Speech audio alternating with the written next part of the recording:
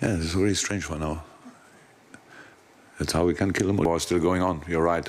And we have to think about that. And it happens, and it's not in St. Petersburg. Maybe it's exactly the right message what Russia should get.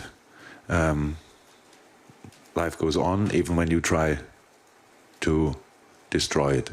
So, and we play this final for all the people, not only, but as well for all the people in the Ukraine. I'm pretty sure there are some who can watch it, and we do it for you as well, 100%. Thank you very much. This concludes the press conference, and we go over to the open training session.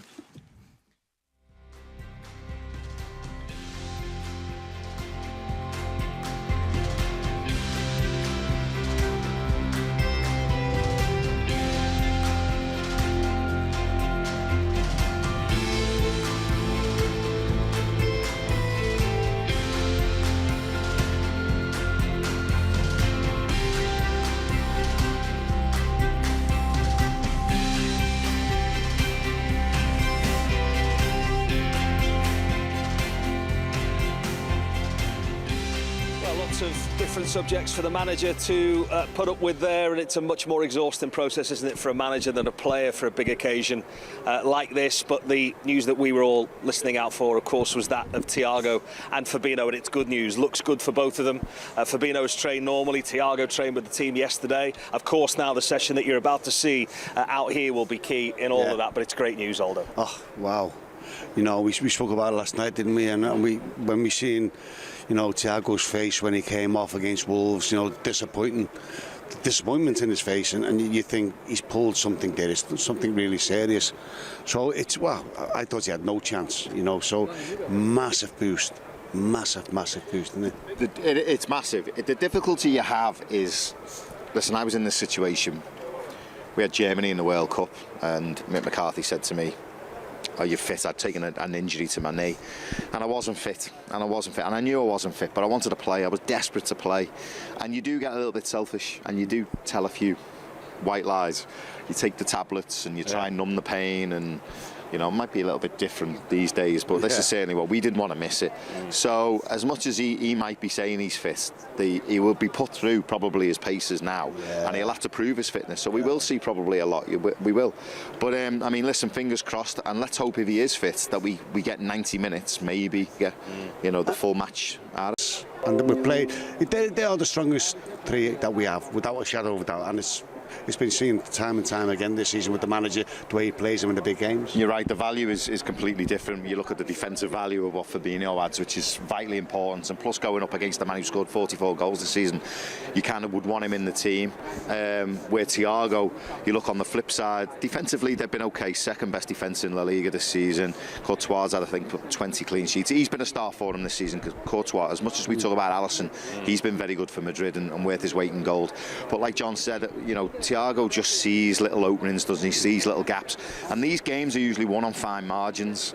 You know, there's so much talent on the pitch. You're just looking for someone who's got that little bit of magic, and he has that. He has that in the opponent's final third. He can find the eye of a needle. He can find a runner. He's got all kinds of weighted passes.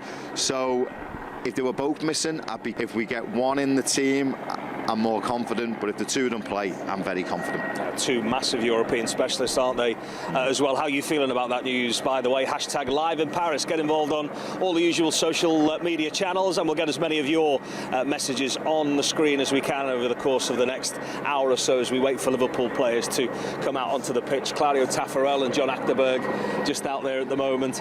I always wonder about a goalkeeper coaching an occasion like this, and he's somebody that you know very well. In fact, you might not know this, but John Aldridge actually signed John Achterberg as a footballer and brought him to England all of those years ago. Sorry, how much did you pay for him? Can you remember? I think it was a free, you know. Oh, you got him on a free, wasn't it? We had no money anyway, money was coming in, but it wasn't going out. What a great keeper. What a great lad as well to have. You know, totally honest, you know, totally grounded. Lovely way about him. He was great in the dressing rooms. He was a super goalkeeper for us, you know, and I've obviously kept in contact with him for the years, and he's, you know, people questioned him at one stage, and I couldn't get it. I think it's probably because of Karius, maybe what happened with Karius. but he's shown his quality by look at how strong we are now, goalkeeper-wise, with the 3 goalkeepers we've got. There's no other team in world football got a stronger 3 goalkeepers, in my opinion, than what we've got. So that goes down to John, Absolutely, yeah. His attention to detail is massive. He's big on set plays. His job probably now, because Jurgen Klopp said he'd watch the referees warm up and the ball was bouncing fine. His job now will be to try and figure out how well this pitch is playing before the players come out. Now, we have to say that there's a bit of concern, as you heard with the manager. You were a little bit concerned just a few minutes ago. Do you know what I did earlier on, and just there by the corner flag, it looks a bit long at the moment, so I pulled like a little bit, not on the pitch, off the pitch, up, and it came up like a carpet. Now it's only been laid for 4 days. They've been in 4 days, because the fella told us, and he's done a great job. It looks fantastic, but whether it's natural, genuinely natural, then Jurgen he'll know, and he'll look at that and intensively and see. I think it needs cutting personally. And I'm sure it'll get drenched before the game, and it goes for both teams. It's across the fence. It makes no difference. But they play as well as us. They play great football, and you want the pitch to be as good as it can be. I mean, in all honesty, listen, we've got to remember the game was changed as well. They've changed venue, wasn't it? So they prepared this stadium unbelievably well. There's been a lot of stuff.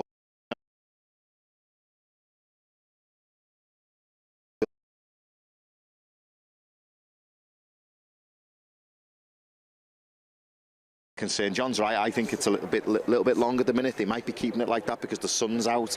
Maybe they don't want to burn it or whatever. I don't know. I'm not an expert. I only do my grass at home, and I know if you cut it too short, you can burn it. So, but tomorrow I'm sure it'll be wet and it'll be cut properly. But we spoke to one of the fellas, and he's very talented. And he's learned so much about what happens with that's coming after the final. That's going off and going to a lesser team. It's Le Mans get it, don't they? Le Mans, division team in France, is probably the it's fantastic for them to get that pitch relayed. But underneath, then it goes to the rugby. The rugby team are going to play, and there's an actual lawn underneath the lawn. And it was, he opened our eyes a little bit last night, didn't he? Yeah, the rugby pitch is actually underneath the pitch that you can see here at the moment as well, and the rugby pitch will be replaced. This pitch will go elsewhere as well, but this is the moment now as the players just come out, get their first test of this pitch. They all look very relaxed, although you were saying just before we went to Jurgen Klopp's press conference about the sense of the occasion and an FA Cup that got to you. Robbo was saying earlier on, we embrace occasions like this. How difficult is it to do that, though? Well, as a kid, I dreamt about playing an FA Cup final at Wembley because it was huge. That was probably bigger than winning the league probably in the early days. And the build-up, we went down to London on a Thursday, and it was great, the build-up. But on the Saturday, going down Wembley way and seeing the crowds, and and I was there as a fan of Liverpool many occasions, and going in, and then you go on the pitch with your suits on, and you see the crowd, then you see your family. It's just. Well, I always remember after we stood and then we met Princess Diane. I remember it was absolutely gorgeous. I must have to admit that she was lovely. And when after we met her, we ran down towards our fans. I mean, my legs went like jelly, and I thought, what's happened there? Like he had no energy. I'd sat myself before the game started. I didn't play particularly well. I'll hold my hand up, and the penalties, we know about what happened there.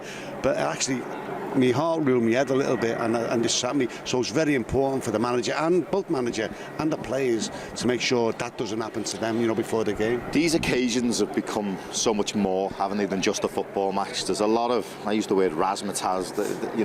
We see pop stars now singing before the game. There's an enormity around it. It's probably, would you say, the biggest sporting event? It's certainly up there, isn't it, with the Super Bowl? It's the hottest ticket in town, and it's made to be like that. I mean, they charge a lot of money for tickets, and the football. Sometimes you hope it just doesn't become a side product to what's going on. Yeah. The players have to handle that emotion as well of all the stuff that goes on. Like you said before, there's a lot more press to do. The good thing is, like for Real Madrid as well, they're well experienced in this situation now. And I agree with John. My first time at Wembley, I was blown away by the walking into Wembley, the occasion, how much press you had to do, the pressure on the game because it's a one-off game and it's everything's on it, isn't it? It's just that one-off chance you have, and you work so hard to get there, and it's like you know, am I going to play well? And it's completely different than anything else you'll experience as a normal game, as a normal league game, or you know, a couple of rounds earlier, and you have to embrace it. You have to deal with the emotion.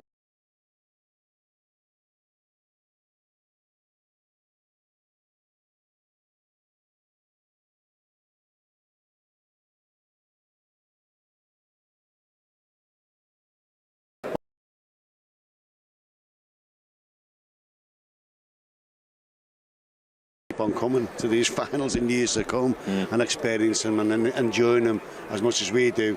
They've got to enjoy them as well. I think it's a massive part of that, isn't it? Almost like a boxer that's got that experience of going 12 rounds. Liverpool have got to the last game in every competition this season, gone to extra time, gone to penalties. They've got that you know, muscle memory, if you like, as to how tough it can get, and we can come through and we can get a result at the end. But so Madrid, Peter, certainly in this competition, I mean, how many times have we wrote them off in this competition? Paris Saint-Germain, Man City, Chelsea. I didn't think they'd get through any of them games, and they've gone on through the last 10 minutes and got unbelievable results, haven't they? And got themselves through. So they've got that belief as well, haven't they? As much as Liverpool have. But having gone through it before, but like you say, both perennial winners, aren't they? This fella who has lifted all the trophies, 6 different major honours, and just that insatiable appetite, and you were part of that, Aldo, in a wonderful Liverpool team. Once you win one, I know you have the experience of doing it again, but does it become almost like a need to go and win the next one? Yeah, because you want to experience the best things in your life, don't you? And when you get to do it once, you know, you want to replicate it and enjoy it again and again and again. And it is, you say, mindset. That goes amongst the big time. And these lads have done that while Jürgen's been here. And it won't hinder you, it'll help you more than anything, you know, that you've gone and won things before. And you'd... Stevie G up there, right? Got to say hello to Stevie. So yeah, you know, it's they've been brilliant. Whatever happens this year, you know, but you're just so desperate for them to finish it on a high because they deserve it so much. Do you know what I love about this team, and you know, I put it down to Jürgen and his staff, is how he creates a hunger for as much as they've done. I think this team is desperate to win the Premier League, and it's a desire now. It's a hunger, it's a desire, even though they've won it. Some teams, some players can win things and down tools and it becomes enough for them. But this team, they just want to go again and again and again. It's like it's not enough. And I think that's created by Jürgen Klopp and his desire to win things. And I think if he sees that in a player, if he sees the flame go out, or he sees that the eye of the tiger, or if he sees that go from the players, he's going to move them on. And you know, he's committed a lot of players to the club again, and because he believes in them going forward, doesn't he? Do you know what the hardest part as a manager, obviously, is keeping the squad players happy? Yeah, massive part. How's he managed to do that, Aldo? I don't know, different managers do it different way, but we've been fortunate that the squad's that good. And I don't like saying the second team or the reserve team, the squad players, because it is a squad at the end of the day, actually got us to win 2 cups by getting us to the latter stages of the Milk Cup. Milk Cup, sorry, that's when I won it. The Milk Cup, that takes me back. The Carabao Cup, and obviously the FA Cup, and that's actually kept them sweet. For want of a better word. We were talking about, I can't remember who I was talking about, and they were saying the modern player doesn't talk about games now, they talk about minutes. And it's like minutes, it's getting minutes. And I think as long as they get minutes and they feel part of it, because you can feel detached, can't you? Yeah, absolutely. You can feel detached if you don't play or you don't get on as a sub. I think one player probably, Oxlade-Chamberlain, I think that's what's happened with him. I think he maybe feels detached because all of a sudden he's not been involved. For whatever reason. I feel for him. He's done well for the club at various times. But you know, I don't know. I'm pretty sure he's in the squad today. That's one. But that's the way the manager. He has to make these decisions. And I'm not saying he did it, but if a player questions it, then he's got to know what to do with that. If he's not in 100% with the squad, I think the master of it. Sorry. The master was Alex Ferguson, wasn't it? You know, just keeping all the players, because I mean he created a great team, but it was the squad for Man United, and he seemed to keep them all happy, didn't he? All the players, and that's what, like Aldo said there, because you need them. they have to come on the pitch at some point for you. And if you lose them, you know, the effort's not there, the desire's not there, but Jurgen has got that. He's got that Alex Ferguson factor. It's a completely different way of managing, though, isn't it? And I mean, we were never in the dressing room with Alex Ferguson, but it looked like it was almost a fear factor with him. Whereas he spoke about leadership today and saying, Jurgen Klopp, this is saying, I'm not sure I know much about leadership, but I know how to listen. You know, he embraces all of the senior players' opinions on things and how they should maybe evolve as a team. And, you know, this team has evolved. He's been so good at getting the best out of players that maybe, have moved on or maybe not been part of the picture anymore. Now he has a squad full of superstars. Absolutely, but what you said there, and it is, and, you know, there was a fear factor about Alex Ferguson, probably more so than the players in the club. But Jurgen's installed that, hasn't it? You know, because when we play teams, the fear factor's there. You know, we've seen it. They try their best, but they always know the teams in the back there that we're going to catch them out. You know, in the second half it'd be when they tire, because they put you to fight against Liverpool. You have got to put so much energy into a game, you know, physically and mentally, and that's the time that you're always in 15 minutes, 20 minutes at the end of the game. That's when we start to catch teams out, because it's impossible to do it, and the fear factor's there. They know that's going to happen as well. The difficulty for a manager, the modern manager, is you can't. And I've spoken to some managers and. You know, I've listened to what they've said. You can't go into a dressing room now and single out a person and give them down the banks. You can't point fingers and you can't accuse them, and you know, you just can't do that now. It's got to be more of a collective approach. If the team don't play well, if you don't get the result, it's a collective that have let the team down and you've all let yourselves down. What he's got is a dressing room where Jordan Henderson can point a finger and give out. So can Virgil van Dijk. I'm sure Andy Robertson is quite vocal as well, and obviously James Milner. And when you've got players like that in the dressing room, Jurgen can walk out and then players can then do what he probably would like to do. Individually criticise a player. Like, imagine Jordan. Well, I know for a fact Jordan's called out players individually and questioned, you know, their performances or whatever. You see it on the pitch, you know, and the modern manager can't do that now. I mean, used to manage, like back in our day, the manager would point his finger at you, wouldn't he, and ask you questions. It was a ruthless place, the dressing room, wasn't it? But you just can't do that now. But I think Jordan does that for him, and I think it is done slightly differently. But he's got players like that in his dressing room, and it's great to have. Players out there limbering up at the moment. Jurgen Klopp has given his press conference. We should also allude to Joe Gomez, who's out there. This is another success. It looked so grim for him just a few weeks ago, didn't it? He's played his part massively in Champions League adventures, and how good has this fella been this season? This is a big decision for the manager. Oh, huge, you know, and he's had by far his best seasons, his most consistent season, you know, because he's played. And that goes down to the managers as well. Konate's coming because he knows he's got to manage his body, because he's injury prone, Joe Matip. That's happened for seasons after season. But last year, the manager, him and the medical side done a great job. But you have to say he's been one of our players of the season. He's been absolutely fantastic. And that's we talked about last night, the big question mark. We know if Thiago's fit, he will play.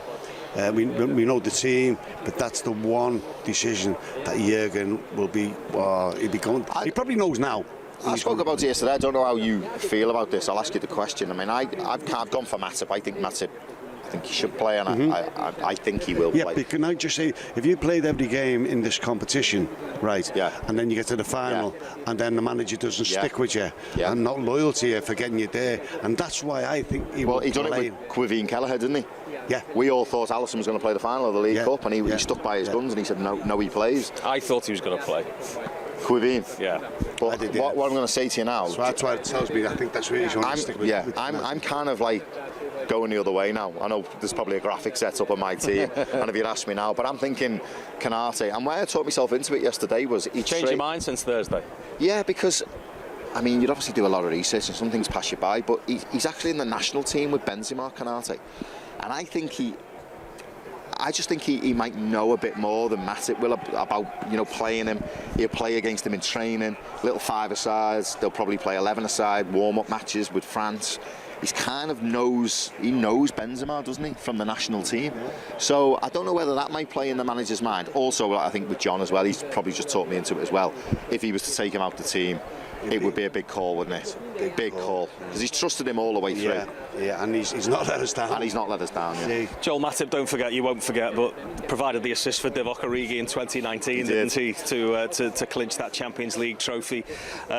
His best goal-scoring season as a Liverpool player, his best season in terms of appearances as well. This is the really difficult part for a manager. He'll have probably done it, won't he, in the last couple of hours today, perhaps, will have told the players what was in his mind, maybe the team that he's picked. How hard is that for a cup final? I'm going to tell you something about John Achterberg. When we played the Carling Cup final, Wellington Cup final it was at the time. Carabao changed all the time. Was it Leicester? Yeah, Leicester the final. I made a big call. It was between John Achterberg and Joe Murphy, and I went with Joe. How did that come about? You had to make that call? It was really, I can't remember because it's that far ago, to be quite honest, and I went with Joe, and Joe did all right. It wasn't his fault, the goals, but afterwards, because John played nearly all that game, I thought, perhaps looking back on it now, I think I probably made the wrong call. Nothing against Joe Murphy, so the manager, he will know, and well, let's wait and see, but I just think Kanate's going to play. Do you think he's told him the team already? Didn't they know? They know. No, I don't know how he does it. Each manager has their own way, don't they? I don't think so. No, I think he'll do it tomorrow. Yeah, I think he'll do it tomorrow. It's a tricky one. Little games going on. The bumps, it probably used to be called, or the beats, going to the tunnel there, I think. Maybe someone's given the ball away when they shouldn't have done.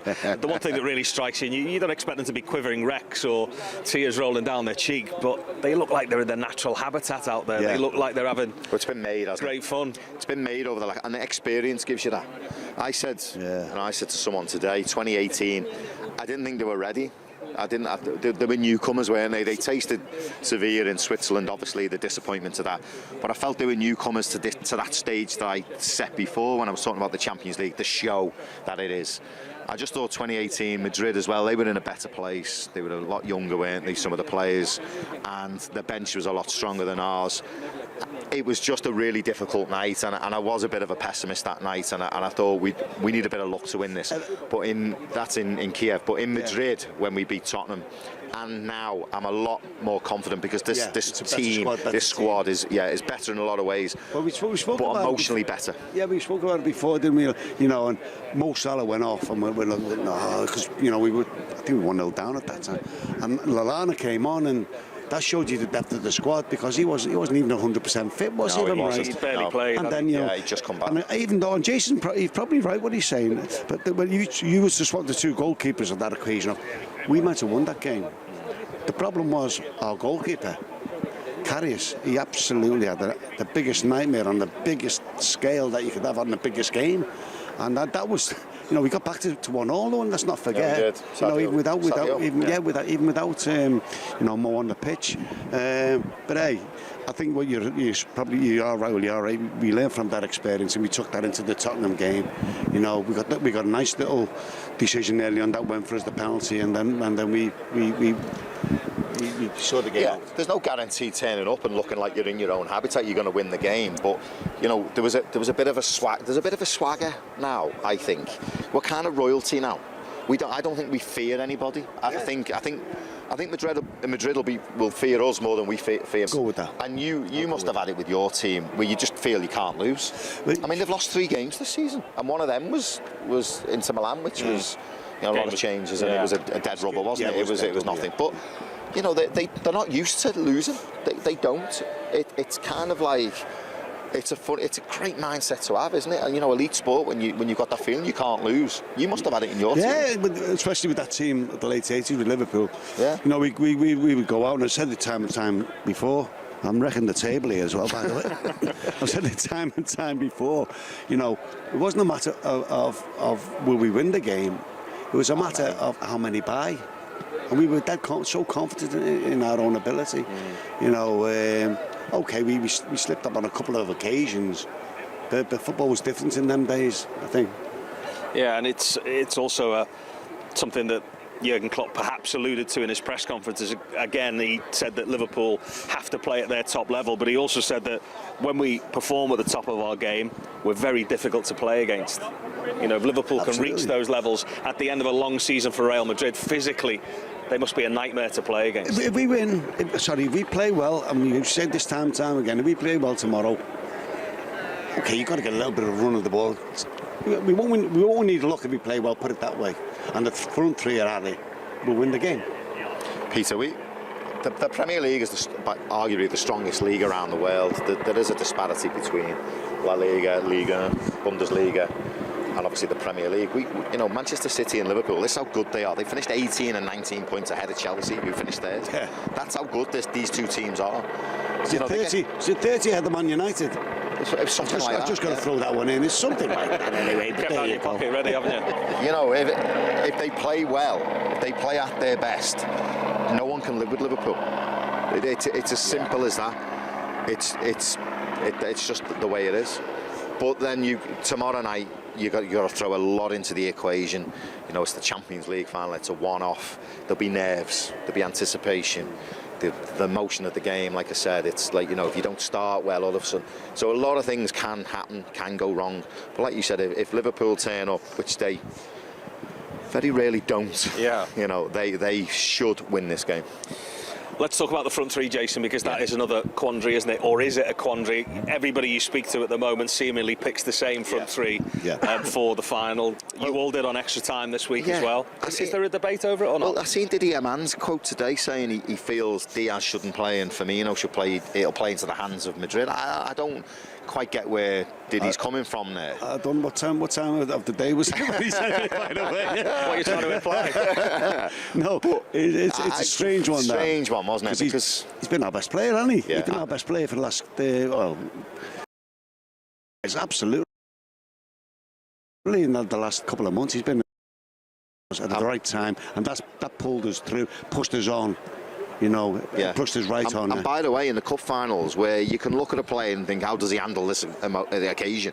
You know, he's been fantastic. I mean, both Chelsea games. Brilliant. Like he was a get out for us when we were under the pressure. He knew how to keep the ball. He was a constant pest, wasn't he? He was just always looking to get in behind.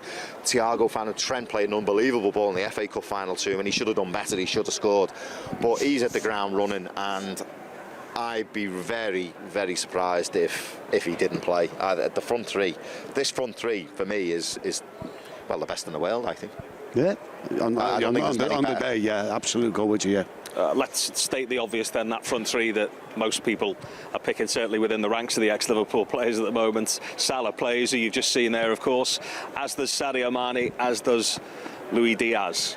Well, Sadio, I mean, since he's come back from the African Cup of Nations, it's 13 goals he's scored. He's kind of got stronger and stronger as the season's gone on, which is phenomenal, the amount of football that he plays. I mean, we forget he's been away to the African Cup of Nations, got to the final. He struggled a bit before the African Cup of Nations. Yeah, he went through a big lull.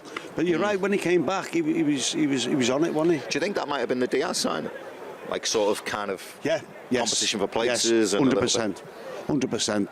That's what the best time he was, because all of a sudden Jota was having a free rein. He was doing really well, and then that's the Liverpool of old, because you knew if you didn't play well, you lose your place, and it pushes you on, it spurs you on, that you know someone's going to. You look, you've got your wingers on, thinking, you know, he's going to take me place here, so it spurs you on, and you know, it's great to have good rivalry within your ranks. Mo Salah, who again plays the biggest game of his life, and there was a stat that appeared over the last 48 hours saying that Mo Salah and Sadio Mane have clocked up the most air miles of any footballer in any of the top leagues this season, which won't surprise you either. I know we're trying to stay away from the word revenge, and Jurgen Klopp again answered a question about it during the week, and he says they have a phrase in Germany which is that you will always meet another day. How much of the emotion that went with 2018 for Mo Salah can he channel into this game tomorrow night? Is it possible to do that as a player? Yeah, it's, you know, the hurt's there. It's been there ever since. You know, what Ramos did was so cynical. It's so cynical. We all knew it. He knew what he was doing, and he touched lucky that he floored him the right way. you know, I'm always looking to obviously get his first Champions League, and it ended up sour in many ways. You always want in the back of your mind. I did. I always wanted a second chance. I wanted a chance to get revenge some way or form. No, not you. Yeah. But you have, and to be fair, revenge is probably not the right word nowadays, but it was nowadays. It's a very strong word. Nowadays, though, it was revenge. We used to come out and say that's why Aldo's got loads of scars on his elbows if you ever meet him in a short sleeve shirt. Not wrong. But Jurgen's come out and he's dealt with it really well and played it down quite rightly so. Listen, you can want something too much, can't you? Yeah. You know, you can just want it too much. Well, we talked about it before. I think that can rule your head, can't it? Well, I think that's why he's playing down the revenge. I think that, you know, we played them since then. You know, we don't talk about getting knocked out of the Champions League last year, do we? Madrid done us. You know, we don't talk about that game. We all go back to that 2017, 2018? Yeah, 2018 final, yeah. I mean, yeah, a lot happened on that night. You know, I think you've got to go through that to create the team we've created. We were there in Switzerland, and we keep going back to the rousing speech that Jurgen did. It was like something from Gladiator, wasn't it? It was like, and by the end of the night, you thought we'd won the Europa League, wouldn't you? The way we all sort of embraced it. But you kind of got to go through them emotions. I think the word revenge, I think, is being played down because you can want something so much and so bad. You want to get them back so much. Yeah. They just need to go out and play their own game and just know that on their day, like you said, they're better than any team in the world on their day. And if they play like that, they reach them levels, they will be fine. They will be fine with themselves. The roots of really successful pre-season as well. The players all got a text, you know, off Jurgen Klopp at the start of the summer when they came back for pre-season training, and he basically said to the players, prepare your family for the fact that they might not see you now for the next 4 weeks. That is longer than a normal pre-season. They were in a training camp together. There was such concern about COVID, and I think probably sewn into that was that they couldn't afford players to miss games at the start of the season because he knew the league was going to be so close, and they got that closeness, the players. They spent so much time together. They seem like a much closer group now than I think they've ever been under this manager. Would you agree with that? Yeah. Camaraderie is massive, isn't it? We had it with Ireland. We were very close. Absolutely ridiculous with Ireland. Yeah, you fight for each other. You know, you fight for your mate. You know, you don't want something happens to him or he does something wrong. You want to mop the damage up. You know, and that goes out saying. And I think that.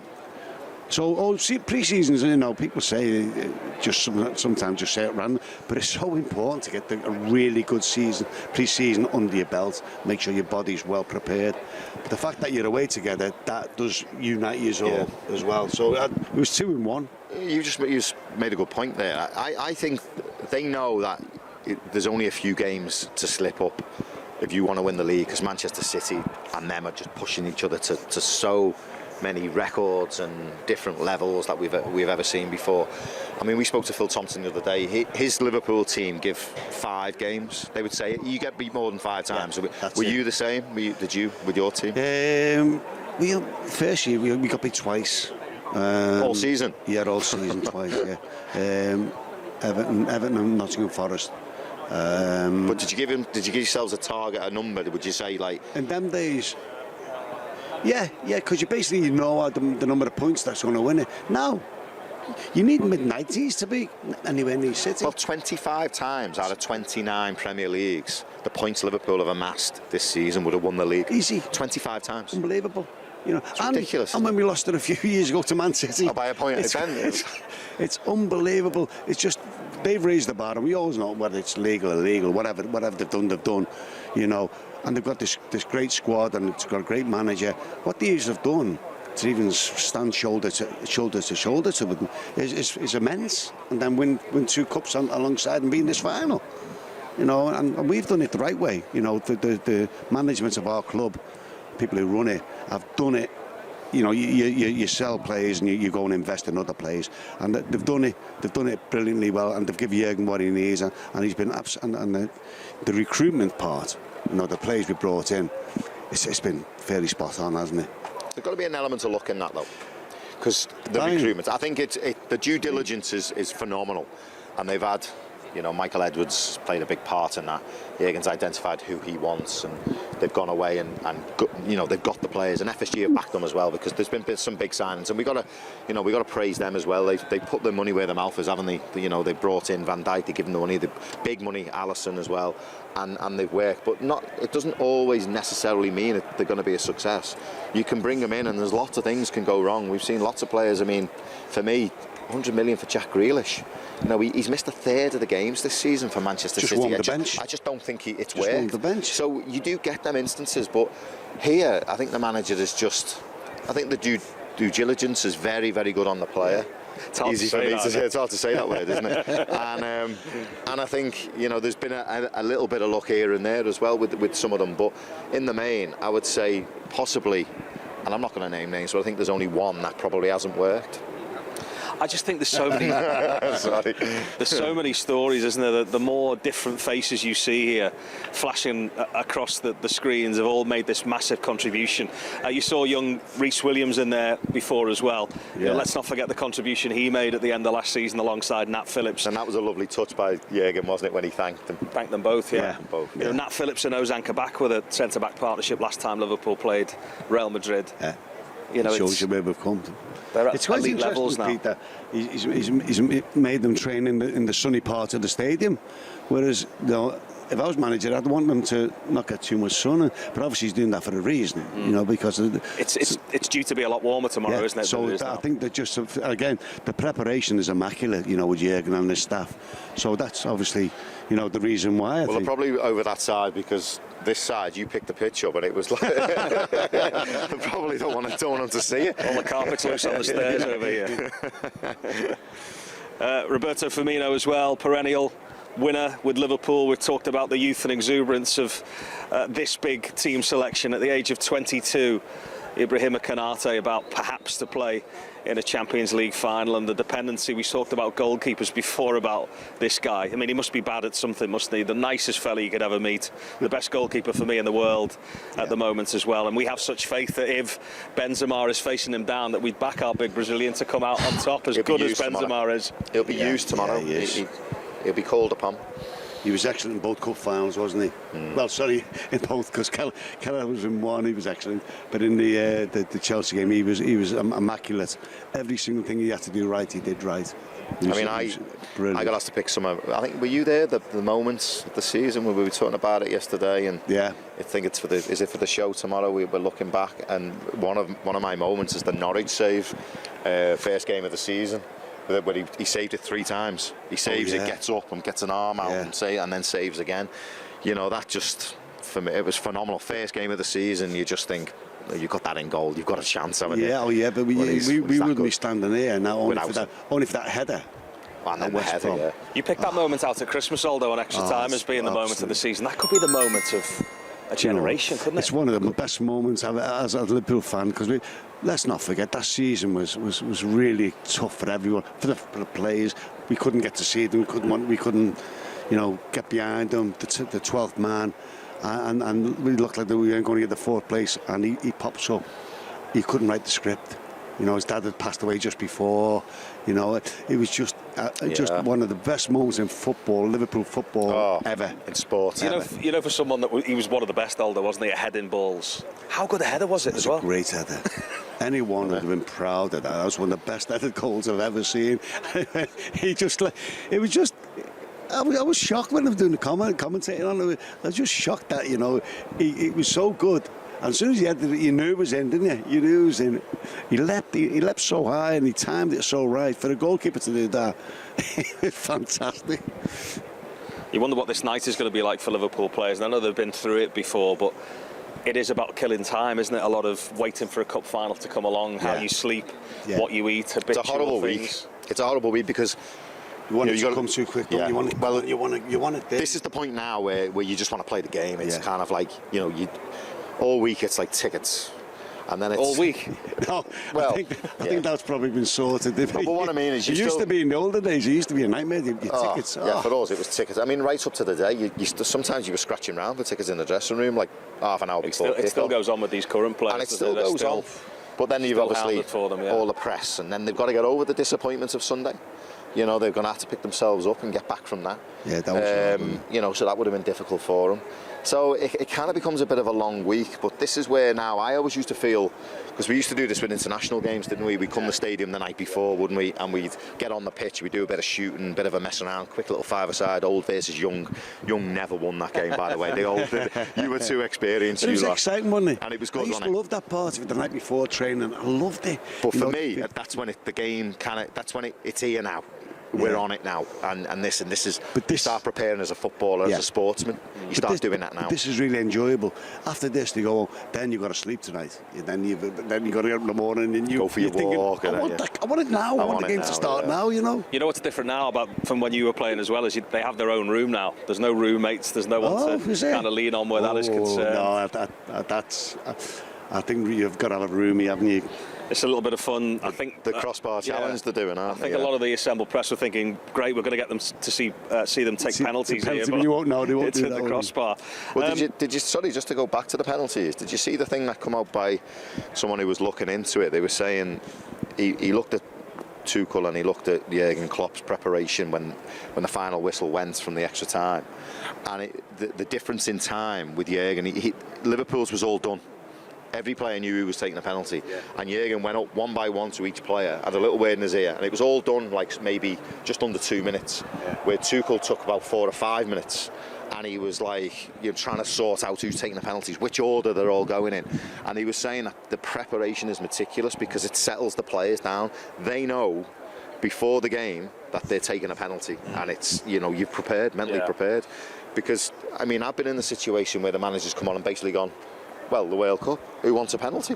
It was like Niall Quinn went from 6'4" to 4'6". He just didn't want one, and that's what happens. You're just not prepared. It's not going to, is it? Not like the other two finals. Oh, with us, you don't know. You just don't know. You know, look. You take it, of course you take it. You've got to win. You've got to win it some way, form, and this moment in time is penalties. So, if it goes and win on penalties, that would be so historical. The first team to win 3 cups, all of them on penalties in the season. That would be another monument that we've climbed. We've climbed all the monuments that's been put in front of us over the years. That wouldn't surprise me. Eiffel Tower would be a good one to finish on, wouldn't it? You'd take it, but no. I just want us to get out them starting blocks very quick tomorrow. Because I think Madrid are a little bit susceptible earlier in the games. I think it's late in the games when they've come, and it may just be that a little bit of a, you know, I wouldn't say motivation, a little bit of a like scheme where the manager says, look, let's really have a little go, like we did at Man City. We caught them cold in the semi-final, didn't we? And we 2-0 up before they knew it.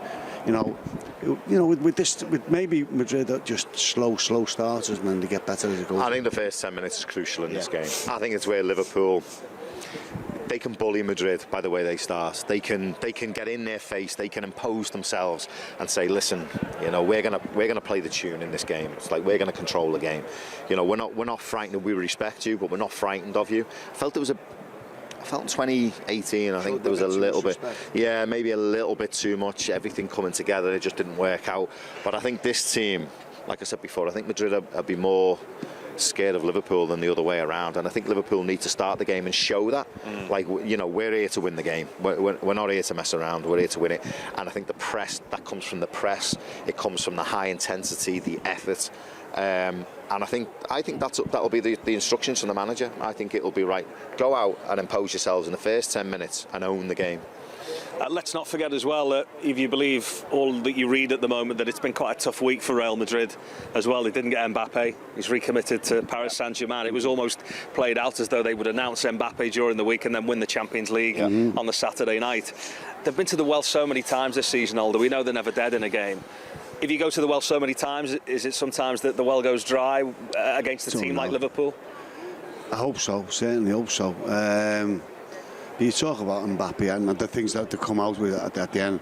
When I played for Real Sociedad, the Basque people, you know, when they played against Real Madrid, because the king and the queen, they always look that it's their club, and you always used to get like double bonuses and doubler. And then again, when we played them, we beat them at home and I scored 2-1. We beat them away in the Bernabeu and won 3-2 as well. So I've seen the two.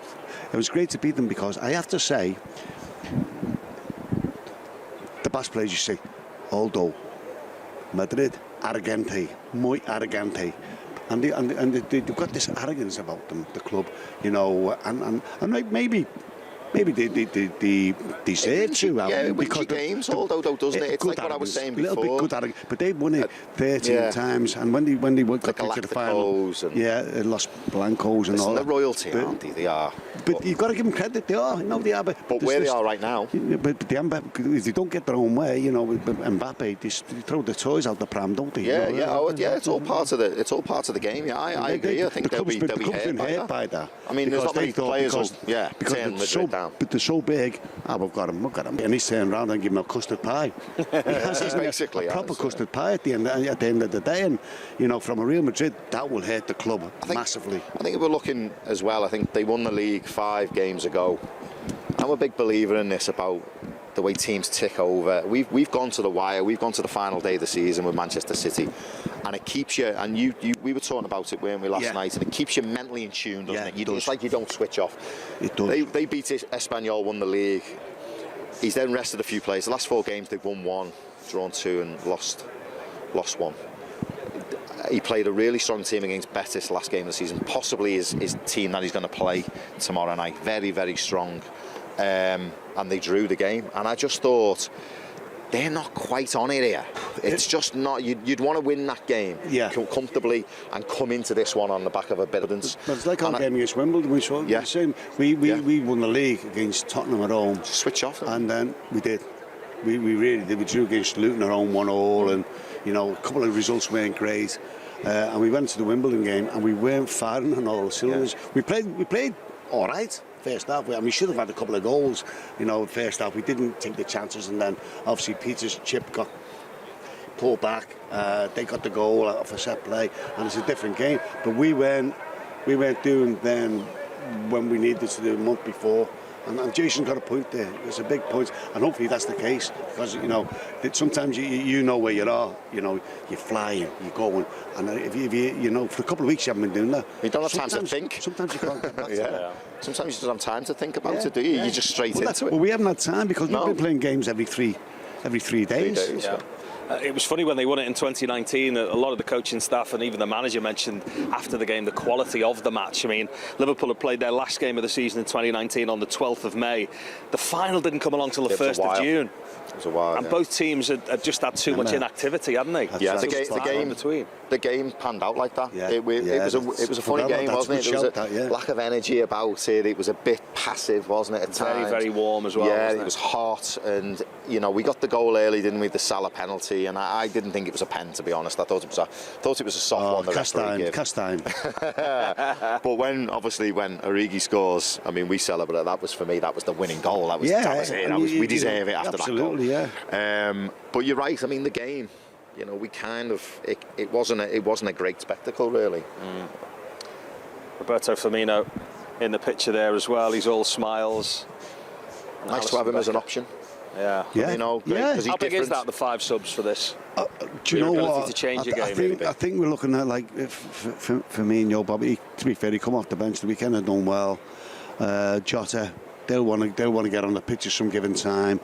The front players won't want to come off the pitch, and that straight away because it's just something what we certainly didn't have when we in Kiev. You know what I mean? And we're even better, more so equipped now than we were against Tottenham. There's more quality, isn't there, on our bench than theirs? Yeah, I think so. You talk about the subs. You know, it's crucial because of fitness, obviously, but I think the options are quality and how you can change it. There's 1 or 2 Madrid players. Isco's still there, and they're talking about maybe Bale might be on the bench. They've got a couple of decent players on the bench. They won't play Bale. No, he won't play, but he could feature at some point. You just don't know. He might get 10 minutes if he's on the bench. But you know, for our bench, we've got a lot of options, and tactically as well. You know, we can swap it about. I mean, we've seen that against Wolves at the weekend. I mean, he threw everything on, didn't he? We had to score it. They all went on, didn't they? It was great management again, wasn't it? Yeah, and it worked. Yeah, absolutely. But we've utilised the bench really well. I mean, he's brought Diaz off the bench a couple of times. He's affected games. Villarreal, I think, in my head. Jordan Henderson against Milan came on and changed the game. You know, we've got subs that come on and change games, haven't we? So it's great to have that option, and obviously the 5. You know, I think plays in our hands more than theirs. Harvey Elliott as well. Harvey Elliott there. Yeah. I think he was at the last game with his dad, wasn't he? With his kit on. As a specky, yeah. This is massive for him as well, this experience. Oh, guys. Creates hunger. He'd be pinching himself now, won't he? Is this happened to me? Am I really here? All of the body language, all of the signs from Thiago have been really positive.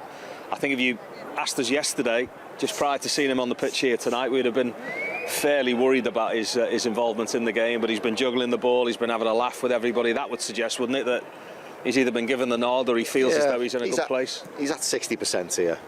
I said to you before, you know, you can get away with 60% sometimes with a you know, a nasty injury. You can get away with it.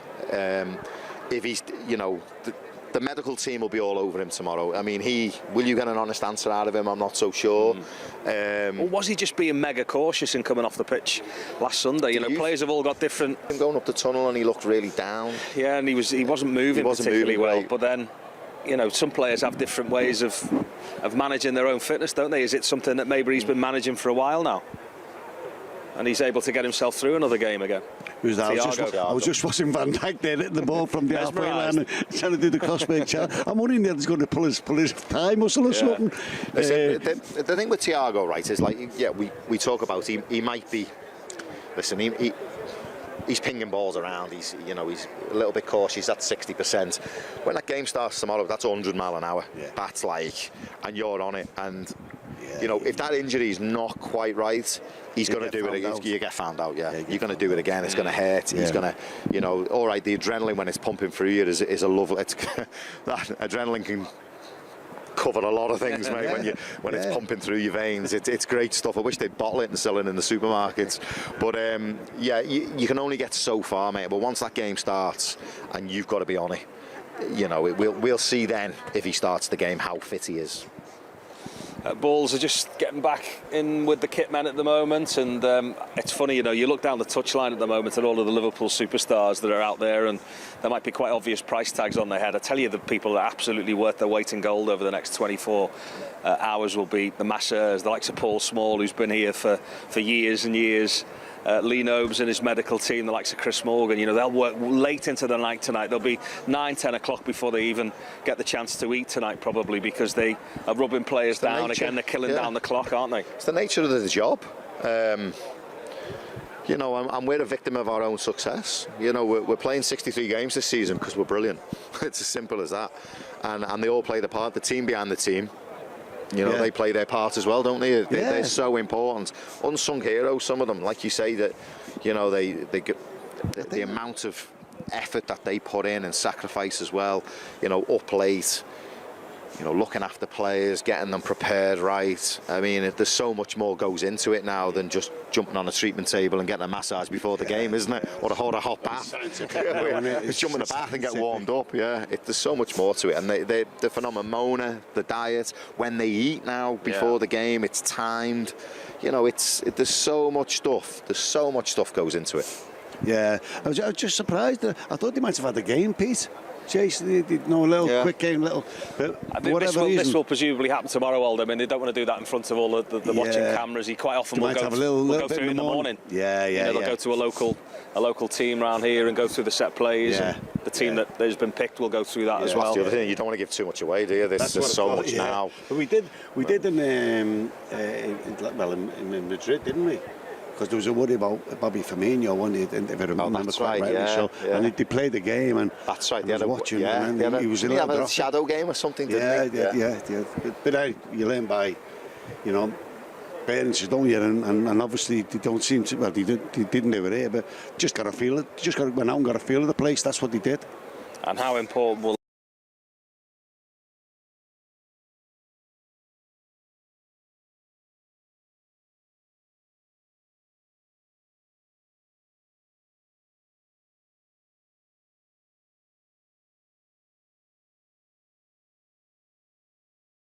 get a feel of this pitch, which if you're just getting in from work and The gentleman just walked past there. He's the head one. He was talking to me and Aldo the other day about what he was up to. Yeah, Madrid will be here, what time? 7:30, is it? I'll get a chance to run through it as well.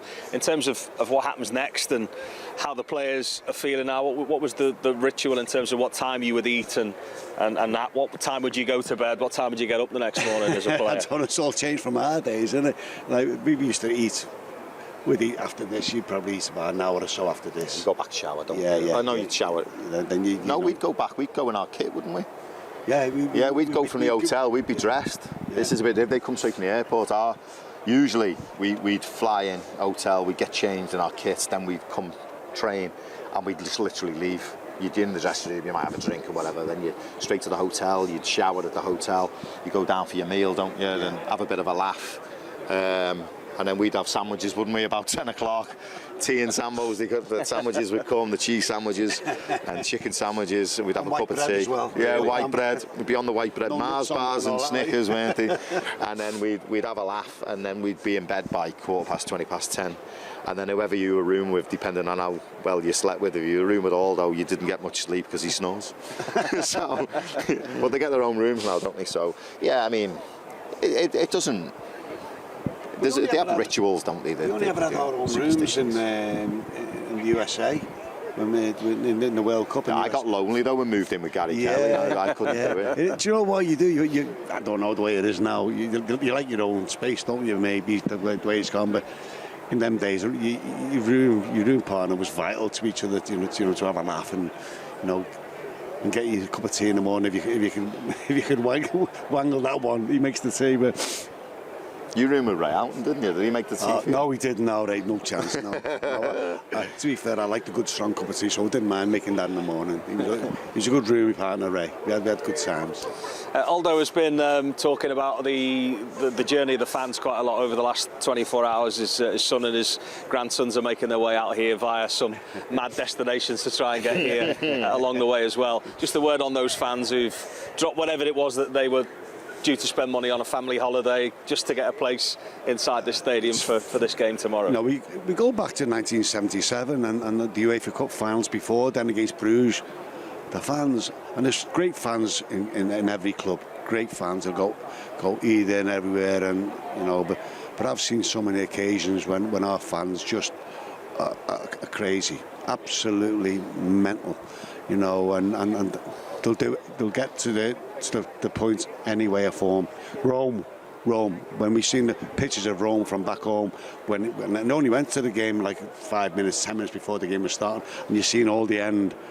Wow, and I know what it meant to the players, because they've told me when they come out and seen how many fans had made the way, they said, we're not losing it, we can't lose this for them now.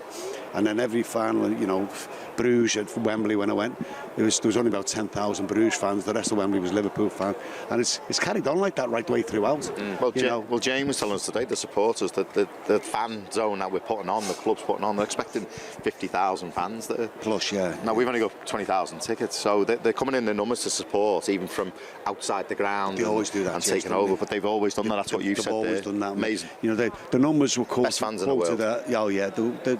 There's quoted in Madrid 70,000, 80,000 plus, and this is nearer to home, as they say, and there's going to be more than that here, and they come from all over the world. There it is. Who's going to have the hands on that tomorrow night, late into the night? What kind of Saturday night into the early hours of Sunday morning are you going to have at home? We're all keeping our fingers crossed. We're here and we've just witnessed Liverpool's live training session, and just prior to that, Jurgen Klopp in front of the press. If you just got in from work, let's take a look at some of his best bits from tonight. Mood is good, very good. I'm really excited about being here now. Getting a feeling for a stadium, for the occasion, and yes, that's all good. And it looks good for both. Thiago, Fabinho trained completely normal. Thiago trained yesterday with the team, will train today, and then we go from there. Tomorrow you have the chance to win Champions League with Liverpool for the second time. Will this victory be sweeter and more special than the one in 2019 because of the team you are facing tomorrow, the most decorated team in this competition, Real Madrid? I have no idea how it will feel if we win it. To be honest, you have to ask me that question after the game. In the moment, we are more in the mood to prepare that we can give them a real game, a proper fight. Yes, you're right. It's most decorated club. It's a team where some players can win it the fifth time. It's a team where the manager can win it the fourth time. It all says a lot, obviously. So we cannot buy this experience now or get it overnight. The only thing I can say, we feel we have not the same experience, but we experienced meanwhile as well. We are here the third time in 5 years. That's special as well. So no, the only thing we are thinking about is how to prepare the game, how to play the game, and these kind of things. I didn't think for a second how it would feel if, because I'm patient enough to wait for that moment and tell you then. If you are a football person, then you know what my boys did so far this season is absolutely exceptional.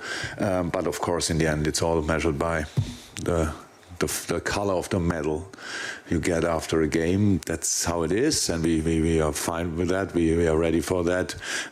But history will tell us what people say about us because of these kind of games. I'm more than happy and very proud of what we did so far. Pretty special. A lot of games, a lot of finals, a lot of tight, close decisions, like penalty shootouts, stuff like this. There might be people out there who think it's only one in penalty shootouts. Believe me, after 120 minutes playing Chelsea and then being ready still for the penalty shootout is one of the most difficult things you can imagine. From my point of view, I will feel better if we win the game, definitely, much better. And that's, in the moment, the only thing I'm concerned about. How can we make sure that that will happen?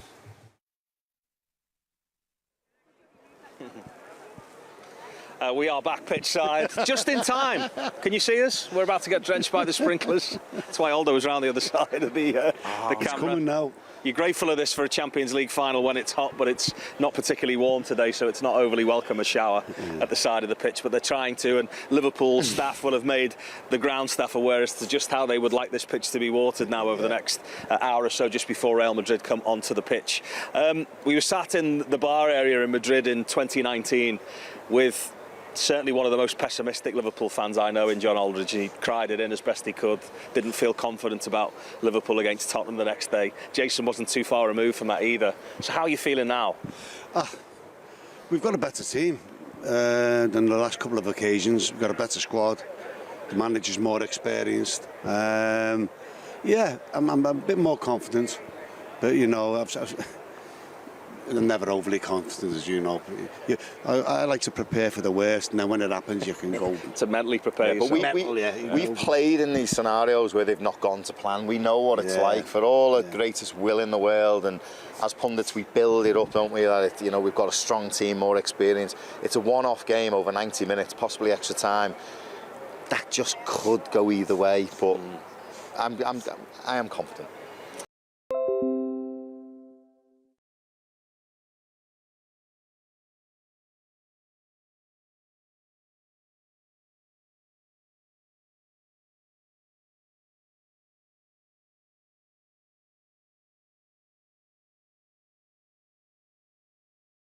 We're hoping that you're going to have a great Saturday night. You could have a good Saturday.